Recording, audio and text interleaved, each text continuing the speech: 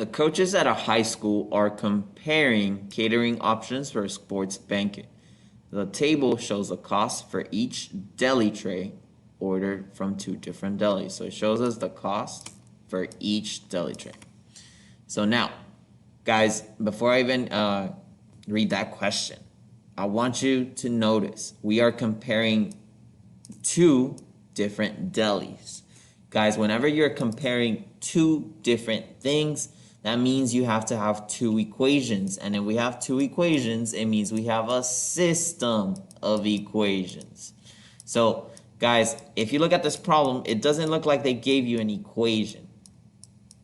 That means we need to write this system of equations by hand.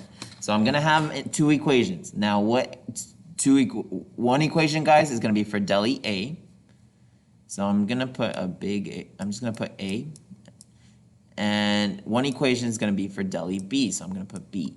So let me start by writing my equation for deli A. Y equals. Now, what is Y going to equal? So now if I look at the other information they gave me, this table, it says the cost per deli tray is $7.50 and the delivery charge is $18. They give me two numbers, guys, for deli A. And if we notice, one of those numbers said it was cost per deli.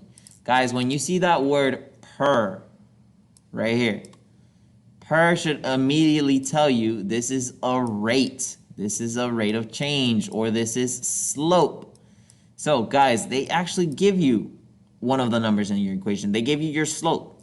And if you remember, your slope always goes next to the x. So that's 7.5. It's going to be 7.5 x.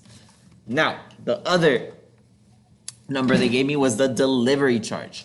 That means when you order a tray of deli from deli A, not only do they charge you $7.50 for each tray, they also charge you $18 to bring it to your house or wherever you want to take it to. But that $18, guys, they only charge it to you one time. So I'm only going to add it one time, right? I don't need to add it more times because they're not delivering it 2 times, 3 times. They're only delivering it one time. So I just wrote my first equation. Y equals 7.5x plus 18. So I went ahead and just straight up graphed it already.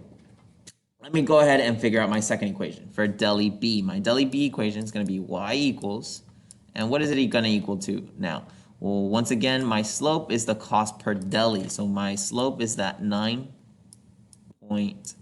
and you're going to put an x next to that. And now your delivery charge, you actually don't have any. So they don't charge you anything but the cost per tray. So your second equation is simply y equals 9.5x. Now, I have two things graphed. I can't see them though, so I need to probably zoom out or find a better picture.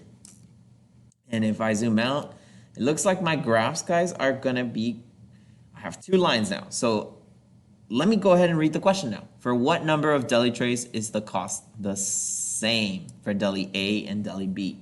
So guys, this line represents the cost of deli B. This line represents the cost of deli A. When are they the same? They're only the same when they cross, and they cross at this point, 9,85.5.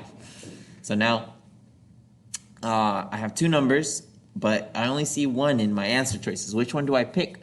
Well, guys, you're gonna pick the deli trays. The deli trays is the x value, or the 9. The other value, the 85, guys, that's just the cost, but they don't care about the cost, they care about the deli trays.